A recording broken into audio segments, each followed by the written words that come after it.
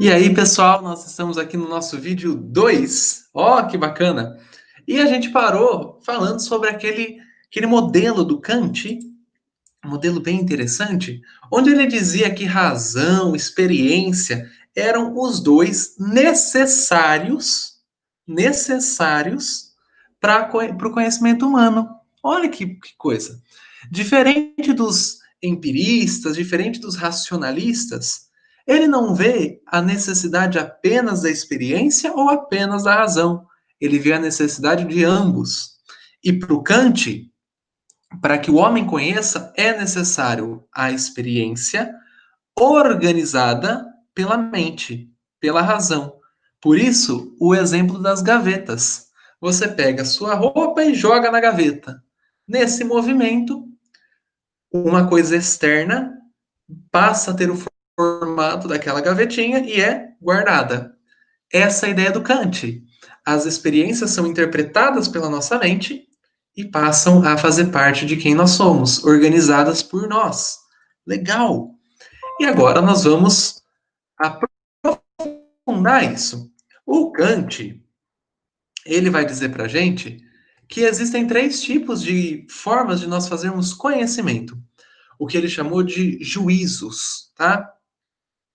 Existem os chamados juízos analíticos. O que são os juízos analíticos? São aqueles pensamentos, aquelas ideias que elas surgem sem a necessidade da experiência, surgem da própria razão. Esse tipo de juízo, de conhecimento, ele é chamado de a priori. Priori, algo que vem antes da experiência. Juízo analítico a priori é esse juízo, esse pensamento que vem sem que haja a necessidade de você ter um toque, um cheiro, uma experiência. Ah, legal, esse tipo de pensamento é bacana, mas esse tipo de pensamento ele é muito limitado na sua análise. Como assim? Esse tipo de pensamento, a priori, ele não reflete sobre o mundo. Ele é a mente pensando sozinha, e esse tipo de pensamento, ele é um pouco limitado. Por exemplo, eu posso parar, pensar e falar assim: uma bola é redonda. Legal. Isso está um pouco que claro na ideia. Né? Uma esfera é esférica. Basicamente, eu entrei numa tautologia. Eu disse uma coisa usando a minha razão, não precisei de experiência nenhuma, mas eu disse uma coisa que é a repetição de uma ideia inicial. Eu sei que esse ponto não é fácil, não é fácil. Então vamos de novo. O Kant ele diz que é possível que a mente conheça o mundo sem a experiência, mas esse tipo de conhecimento ele é limitado e vago. Ele se limita à repetição do objeto em análise. Usando uma linguagem filosófica, o predicado em análise é estendido, ok? Na sentença. Agora vamos parar de falar chique e vamos falar claramente. Quando eu digo a esfera é esférica, a minha conclusão esférica é, na verdade, uma progressão, uma continuação do termo que eu usei, esfera. A esfera é esférica. Eu não avancei muito no meu conhecimento. O quadrado é quadrático. O que eu disse de novo? Basicamente nada. O Kant diz que é possível que a nossa mente conheça sem a experiência, mas esse tipo de conhecimento é limitado. Existe o chamado conhecimento sintético. Conhecimento sintético, vamos entender a palavra? Sintético é uma coisa que é misturada, que ela ah, é resultado de algumas combinações. O Kant vai chamar esse conhecimento sintético de a posteriori, depois da experiência. Depois da experiência, eu tenho um novo conhecimento que é maior do que aquele outro que eu dei o exemplo do conhecimento analítico, mas não significa que ele seja necessariamente verdadeiro. Por exemplo, aqui, ó. Este caderno que eu tenho, eu olho para ele e eu falo, puxa, caderno preto, legal, legal. Este meu conhecimento do caderno preto, ele só existe porque eu tive a experiência com o caderno, porque eu vi o caderno. É um conhecimento a posteriori.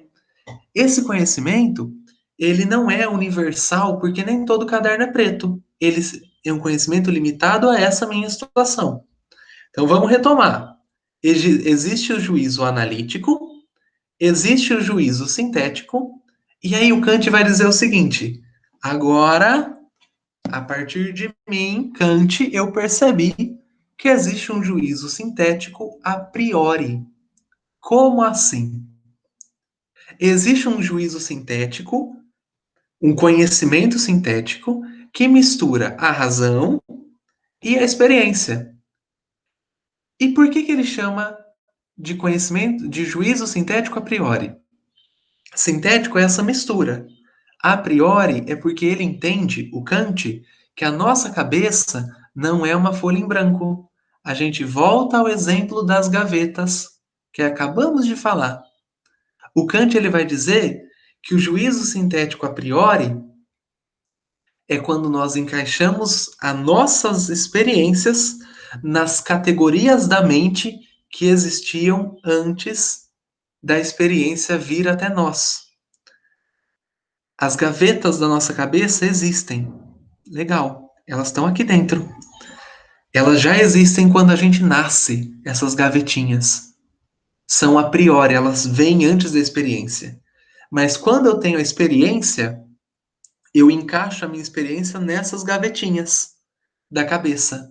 E a partir disso eu tenho um conhecimento sintético misturado.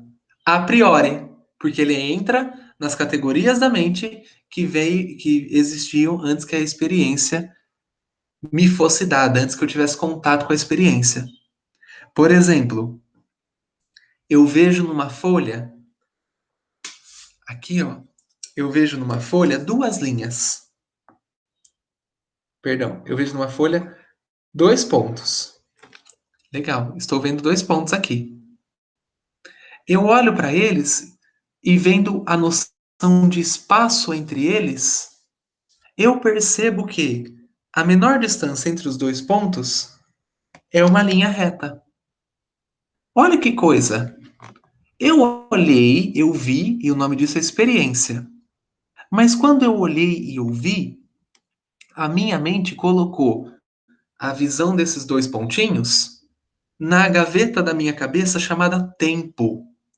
E aí, essa gavetinha olhou para o que eu vi e chegou a uma conclusão. A menor distância entre dois pontos é uma linha reta. Eu tive a visão, eu tive a experiência, e a experiência foi encaixotada na gavetinha da minha mente, que é o tempo e o espaço. E aí, a partir disso, eu formei um conhecimento. Essa parte, vamos resumir ela. Juízo analítico é um juízo racional, sem a experiência, a priori, mas que se limita a repetir uma característica do pensamento. A esfera é esférica, disse a mesma coisa. Juízo sintético é o que vem com a experiência. Juízo sintético a priori é o que junta os dois. E para o Kant, a nossa cabeça funciona fazendo principalmente esse tipo de juízo sintético a priori. Legal. E aí, como se já não fosse difícil, o Kant ele vai falar assim: olha a sacada desse cara, que legal. Ele vai dizer que no universo do conhecimento existem dois mundos, duas realidades.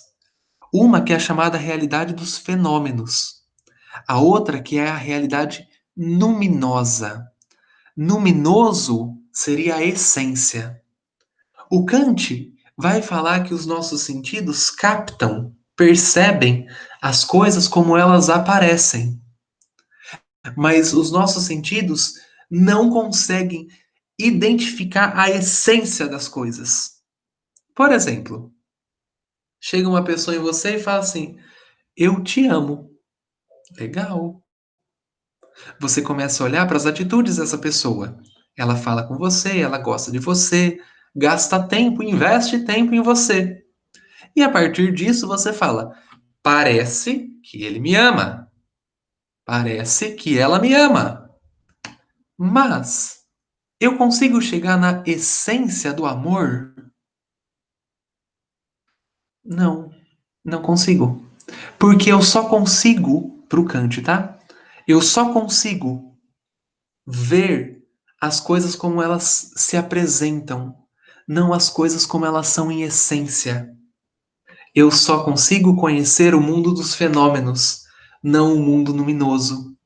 O mundo dos fenômenos é o que os meus sentidos percebem, mas a essência das coisas eu não descubro.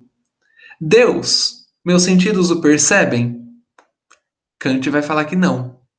Alma, meus sentidos a percebem?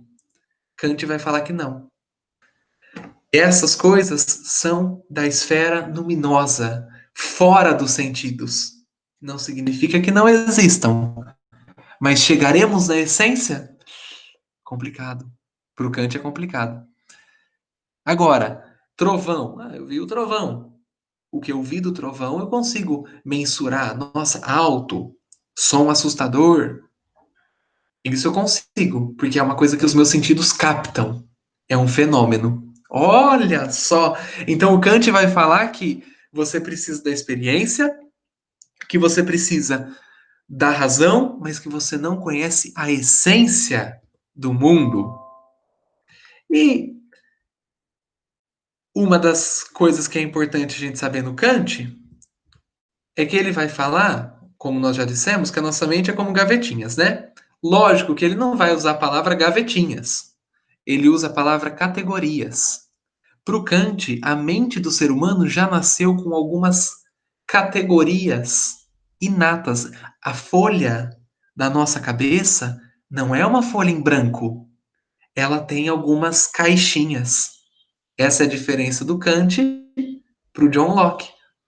E aí, à medida que nós vamos tendo experiência, as experiências são engavetadas nessas categorias. Quais são as principais categorias que o Kant encontra? O tempo e o espaço. Sua mãe não teve que te ensinar noções de espaço, porque, segundo Kant, elas já vieram dentro da sua cabeça. Elas já, pá, surgiram aí, antes de qualquer coisa. É a gaveta. A gaveta onde você encaixa a experiência. Existia antes da experiência, por isso é a priori, mas é preenchida pela experiência. Por isso é a posteriori. Por isso é sintética. Bom, e aí, veja só, isso que o Kant está falando para a gente é uma mudança gigantesca. Nossa, uma mudança enorme, enorme, enorme, enorme. Por quê? Por que essa mudança? Porque antes do Kant, o que se dizia era que a mente conhecia as coisas e pronto, pronto, acabou. Agora o Kant ele percebeu que nós, quando conhecemos, conhecemos só os fenômenos e que a nossa mente ela é ativa no processo do conhecimento. Antes, a mente ela era passiva no processo do conhecimento. Agora não é mais. Bom, isso que o Kant faz na filosofia, nós chamamos de revolução copernicana da filosofia. Como assim, revolução copernicana da filosofia? O Copérnico, ele é um cara que descobriu que, na verdade, a gente via o mundo do jeito errado. Antes do Copérnico, dizia-se que o Sol girava ao redor da Terra. Depois do Copérnico, foi o oposto. O que o Copérnico fez com o sistema solar, o Kant fez com o conhecimento, com a mente. Antes do Kant, o objeto do conhecimento era o centro de todo o aprendizado. Depois do Kant, nós percebemos que não. A mente é o centro do aprendizado. Antes do Kant, para a gente ilustrar e terminar, antes do Kant, quando eu ia conhecer a caneca, o principal elemento aqui nessa relação de conhecimento era a caneca. A minha mente olhava para ela, via ela, pensava ela e ela se moldava. Eu ganharia a imagem da caneca na minha cabeça. Depois do Kant, nós descobrimos que não é a caneca que molda o pensamento. A minha mente molda o pensamento da caneca. Eu vejo essa cor. Para mim é verde musgo. Alguém olha e fala: Que isso? Para, isso é verde ciano. Alguém vira e fala: Para, isso é verde folha, sei lá. É a mesma cor, mas não é a mesma mente. A partir do Kant, a gente entendeu que a mente molda o objeto, ela é ativa no processo do conhecimento. Eu sei que isso tudo não é fácil. Então, quero que vocês anotem suas dúvidas e eu estou à disposição para tirar as dúvidas dessa aula, porque olha, é legal, mas é complexo. Espero você na nossa live. Até daqui a pouco. Tchau, pessoal.